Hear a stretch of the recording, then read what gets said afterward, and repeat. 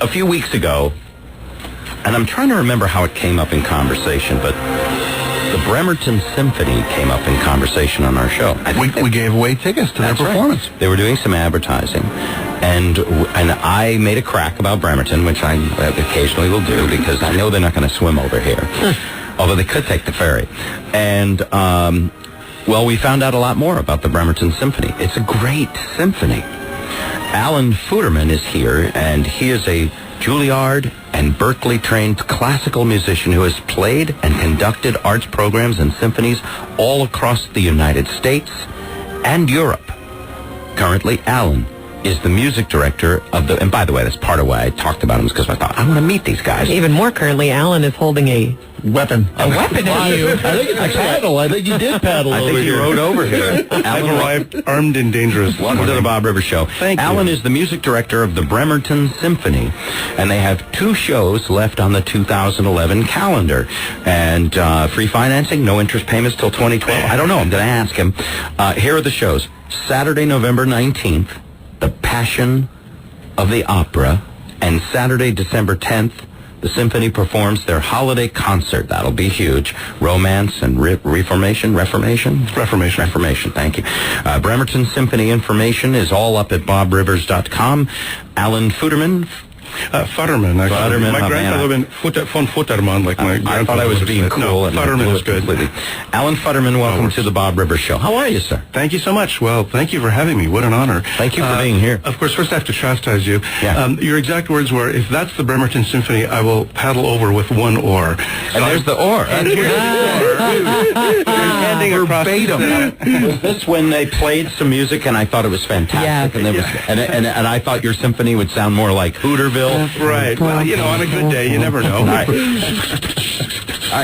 Well, I can I do it in the summer? Okay. We can do it in July. Year-round. That's fine. I am honored, and I was the brass section to help paddle. I was just tweaking because I knew it would be a way to find out more about the Bremerton Symphony. How long has Bremerton had a symphony? And well, yeah, we started in 1942. Huge influx of military families, of course, to Bremerton because of the naval facility there. Many of them played in military bands. Many of them played instruments, and they put together an orchestra, and it's been going ever since 1942, which is pretty amazing with orchestras folding all around us. The symphony has been in existence since 1942. Since 1942. Wow. Do you have a place you play? That is absolutely. A barn? Y'all dress you up a barn or something? What do you do? There's so many boarded up storefronts, but I'm sure you have... There's a dairy. When we drive the cattle away... No. Where do you play? There's a performing arts center, actually, in Bremerton. It's attached to the high school. It's a very nice auditorium, by the way. How recent is that put in? Oh, boy. You're going to catch me on this. Oh, that's okay. 12 years, 15 years, something. I'll admit, you know, and by the way, I mean this to be, quite honestly, there's a disconnect between people on the peninsula and some of us who don't go over there that often because we don't know nothing about it. Sure. You know? And there's lots of wonderful stuff happening over there. There really is. All right. So I would like to, the respect you guys deserve, play for everybody now. And here's the thing, by the way. Symphonies, I don't care what kind of music you love. It does not matter. At a certain age, and I think that age should be 6, you should develop an appreciation for the masters, for the greatest hits of the 1500s, 1600s, and 1700s. Because nothing like it has ever been done since, and people try. Not only that, it's a basis for everything we do today. You know, everybody talks about who's the biggest star out there, probably maybe Lady Gaga, let's say. Yeah. Guess what? She started as a classically trained. She was trained she is. on piano, absolutely. All the best people are classically trained. I thought I wanted to be Eric Clapton when I was a teenager. You know, I didn't know I wanted to be Leonard Bernstein. That happened later. All right. So, ladies and gentlemen, without much introduction or interruption. Which one are we playing? I don't know. Here, what are we going to play? We're playing Prokofiev. Okay, just a little bit of Prokofiev, sure. Here we go. Big and bombed out.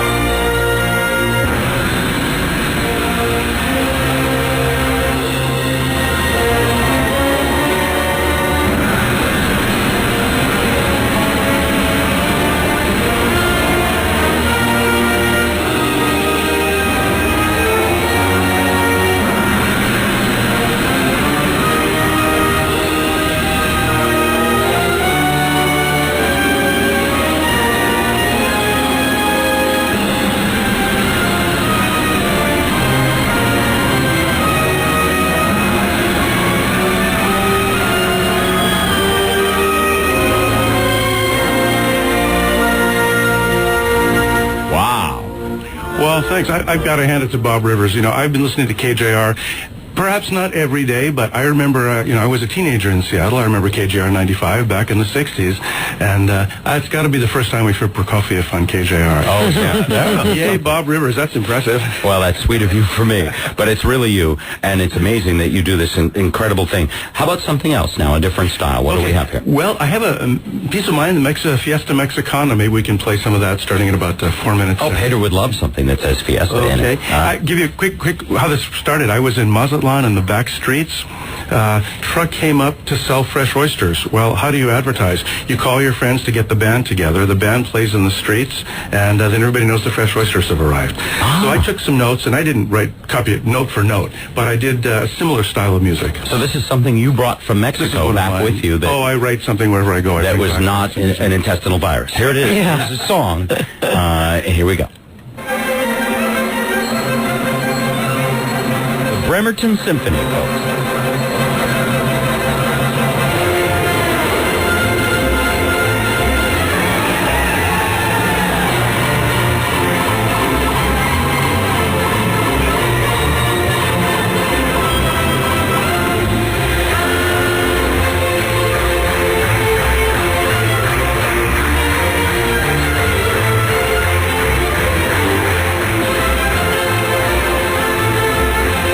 That's good stuff, huh? That definitely says the oysters have arrived. Yeah. You can hear the excitement there. I actually saw Elmer Fudd going after Bugs Bunny while I was listening to that, too. You know, and I say that sort of jokingly, but as kids, we got our exposure to classical music and cartoons, didn't we? Through Bugs Bunny, Tom and Jerry now, and all that sort of thing. You think classical, you think old, but there are new pieces being written like that. How old is that?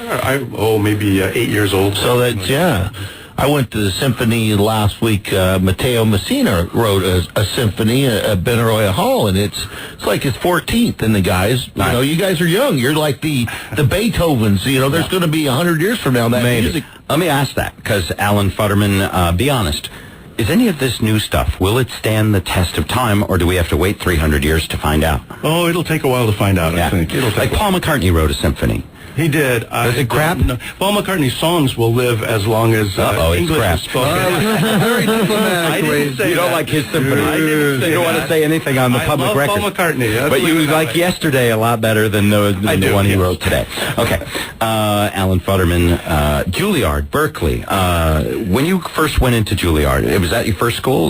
No, actually, I started as a chemist, but let's let that go. You started as a chemist, and then I thought I wanted to be a jazz musician. Went off to the Berkeley School, and I was actually playing guitar and bassoon at that time, and stayed with a guy named Charlie Mariano, who's an old-time alto player. How do you get excited about the bassoon when you're home alone? I mean, just by itself. What does the bassoon sound like? It's big, it's loud, it's fun, It's like, bassoonists are strange. And Charlie Mariano took one look at me and said, "You play the guitar. We've got 300 guitar players. Play the bassoon. There's an instrument." There's an instrument. There'll always be someone needs a bassoon player. There you go. And there won't be 80 of them. Yeah. And you've been all over the world with that bassoon. I have, actually, as a matter of fact. What's the most far-flung place you've made? What does the bassoon sound? Do we know? Can you give me a mouth bassoon?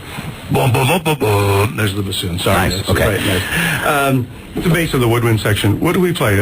We played in the catacombs in St. John the Divine, played in the jungles of Colombia, played in all kinds of places. Wow. So you played for drug lords. It had to be fun. They supported classical music, What can I do? Well, all right. I'm going to once again play a little bit more of the... I'll be honest with you. I'm blown away that not only is there Bremerton Symphony Orchestra, but that they are world-class. Astounding. Before you get to the next one, the next one is kind of fun. We need to talk about Spike and the Impalers. I mean, there's a great band. We need to discuss this. But before we get there... You were not serious about, you would play with us? Absolutely. The next thing we're going to hear is the orchestra rocking out. We needed... Can your symphony hall hold a rock band, too, in a big concert? Oh, I don't know. I think we've got, 1,300 seats over there? Yeah, baby. We're coming. All right. Would you do a concert with us? Maybe absolutely. We could benefit some charity. Let's talk. All right. Absolutely. Wow.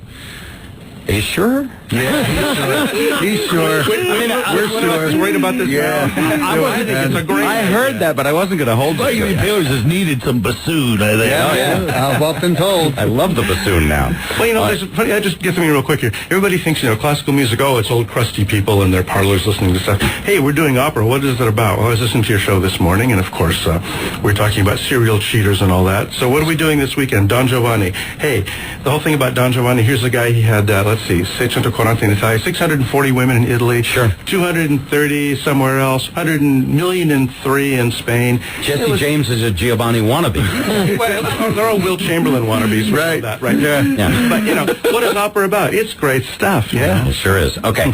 Alan Futterman, one more clip from the Symphony Orchestra of Bremerton. Here we go.